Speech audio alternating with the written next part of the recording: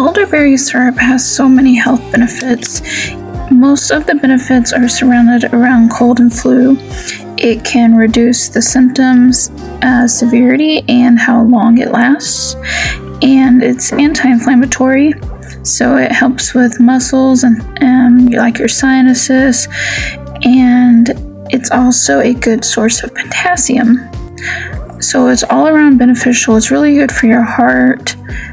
If you have like cholesterol, it is supposed to help the strain on the heart.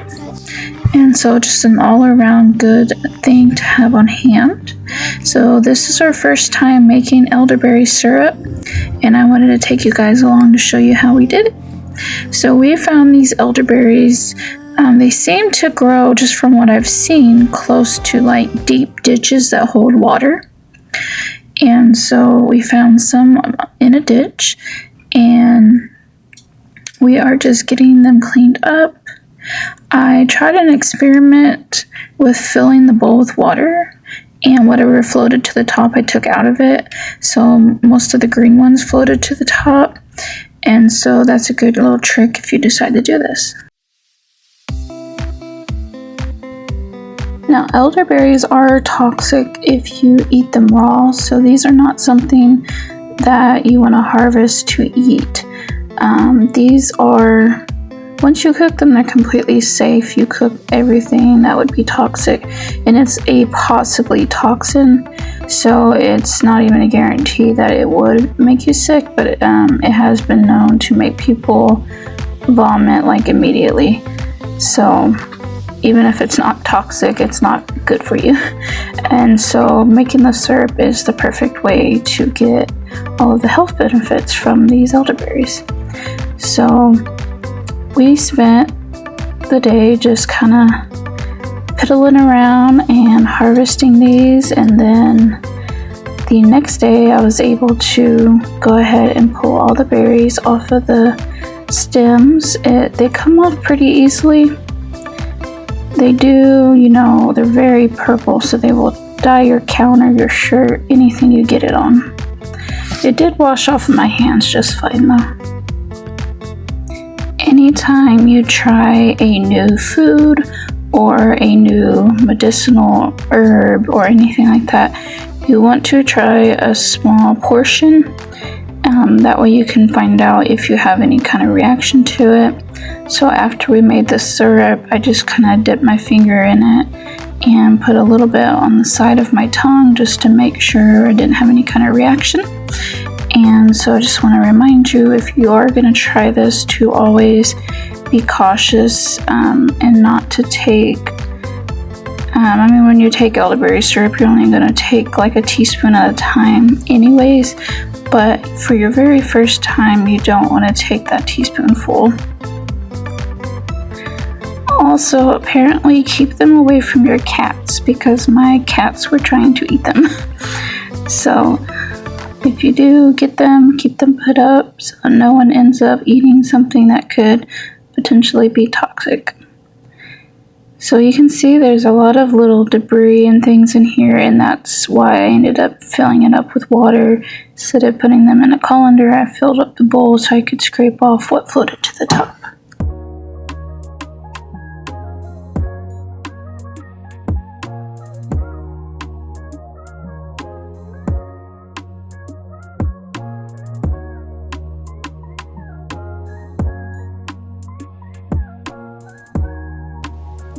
So here it is, full of water, and you can see how there's some floating, and you can't see since it's so dark, but there is a layer at the bottom that are very full, very ripe berries. So what I end up doing is getting my little strainer. I really love this strainer. I actually just got it at Ross, so I am going to link one in the description that you can buy that is similar. But I could not find the exact one.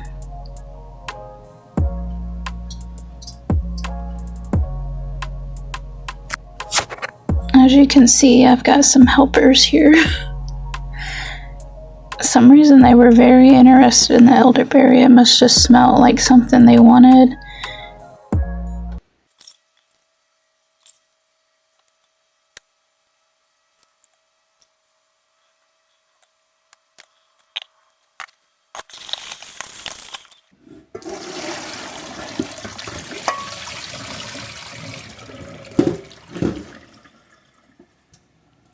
that's how much elderberries we get out of that batch that are fully ripe and just really full of the juices, and that's what we want to make our syrup.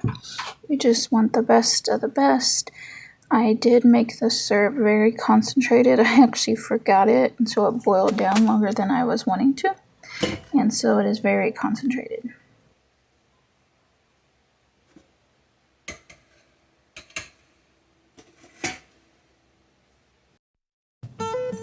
Now that we have our elderberries fully washed, we're just going to simmer them for a while to extract all of the juices from the fruit.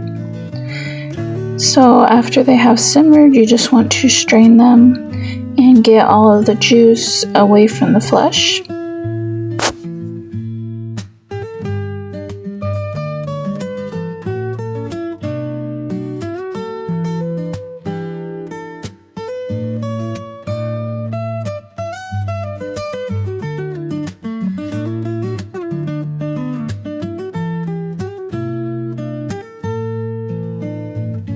Once we had them in the strainer, we went ahead and smashed them up against the strainer to make sure that we get out all the juices. And I had a happy helper ready to help me get the juices out.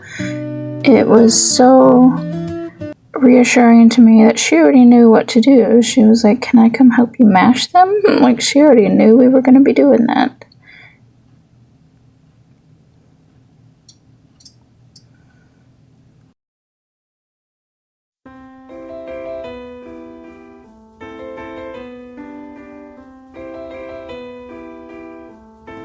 At this point, I simply returned the juice back to our pot, and we added sugar. We added equal parts syrup to sugar, or juice to sugar.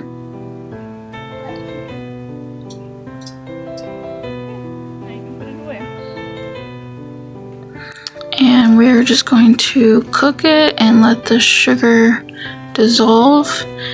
I actually ended up simmering it for a while and let some more of the water cook out of it.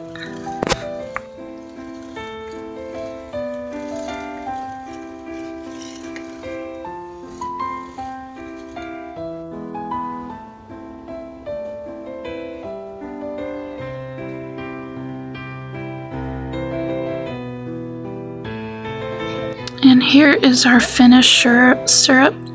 I am so excited to have this put up. I have wanted to do this for a long time, and I'm excited for the opportunity to have it, and I know it's going to help.